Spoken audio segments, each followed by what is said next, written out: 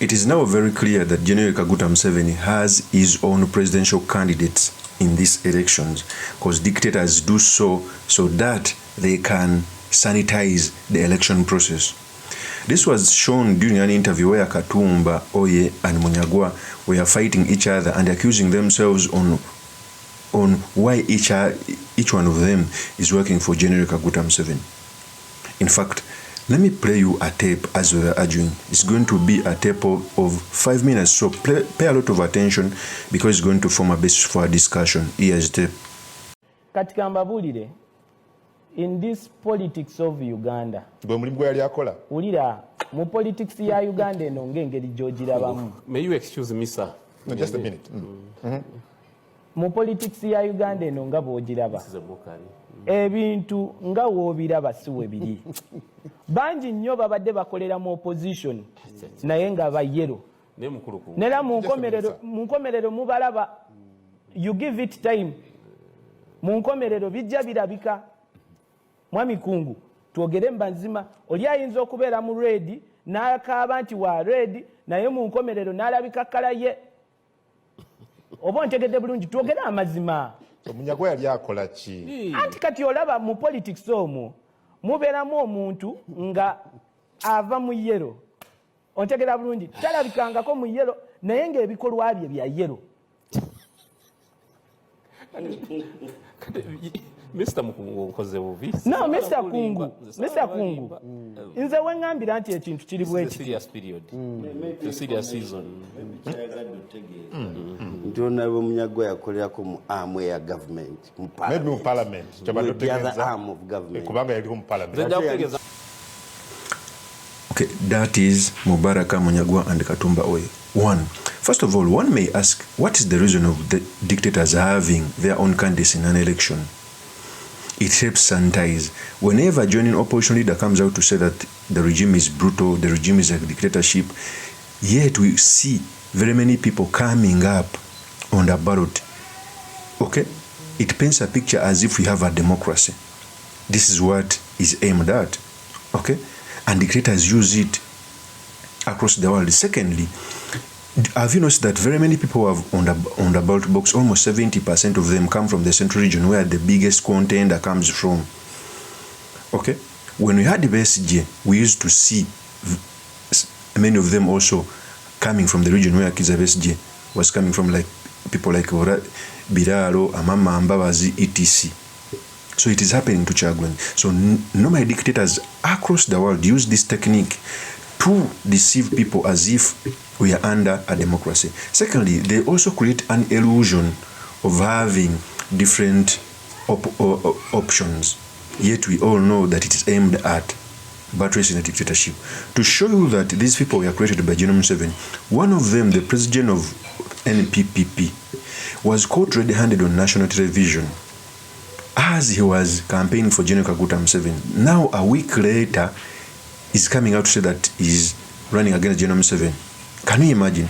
How can you be campaigning for General Museveni, then a week later you go run to them and you come out as if you are a crusade of change? In fact, this is a clip which was done by NBS. Here's the tape. Banabara bonna tetusobola kuba wabudde kubanga ekizibu kiri kimu. Ye Mwami Museveni. Mwami Museveni kyekizibu kya Uganda. Mwami Museveni ayina byakoze, we appreciate.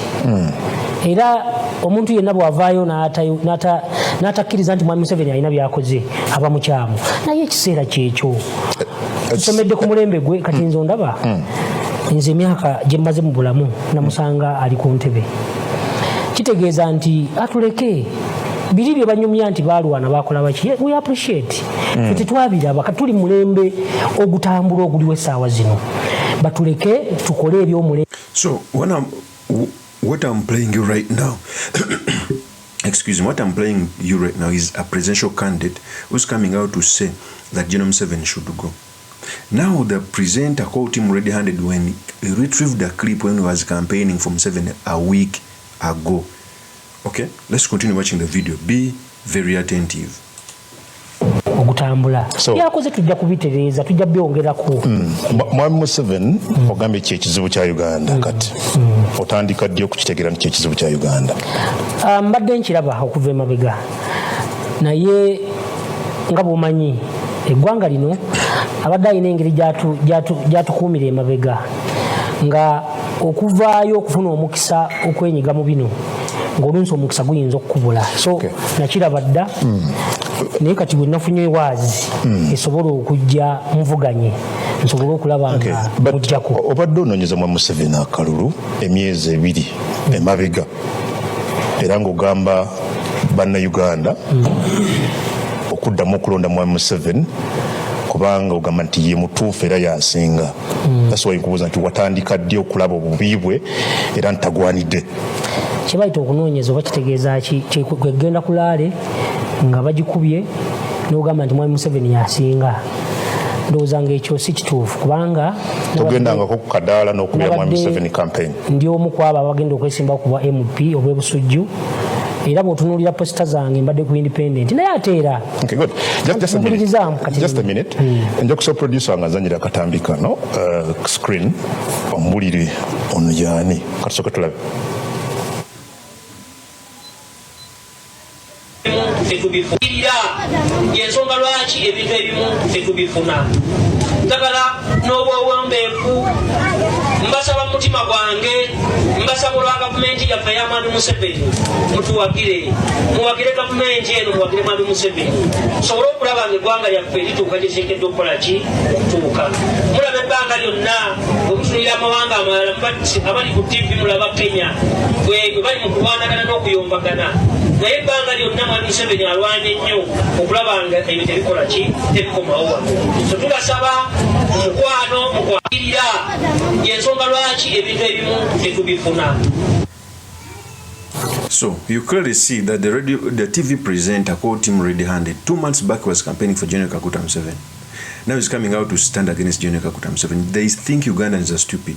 So this is how dictators across the world bring their competitors in the race, one, to sanitize democracy, 2, to create an illusion of options, but 2, to come out to say that we have a democracy. If you can see other people running, how about that one who's crying? Okay?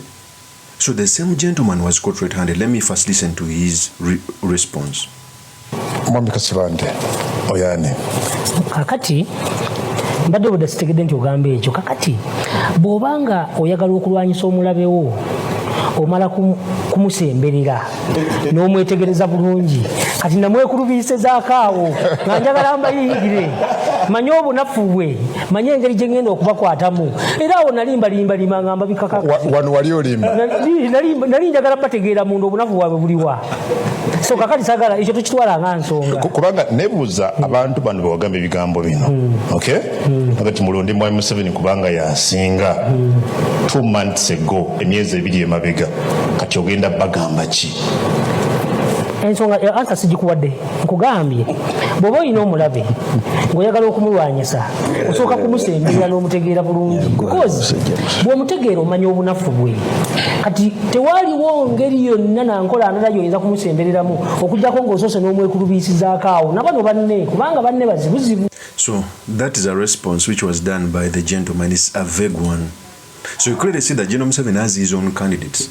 People like Munyagwa, who even lost the Kawempe South parliamentary seat, coming out to run as president instead of going back maybe to run as an MP. You clearly see that they even looked for someone to stand when if he's a Muslim, and Munyagwa fitted the bill. The money is going to, where is he going to get the money for campaigning? You clearly see that these candidates are for the state, and they have always been there. People like Abedi One Kapassion who come on the ballot box 3 times spending money, yet he's a clear loser.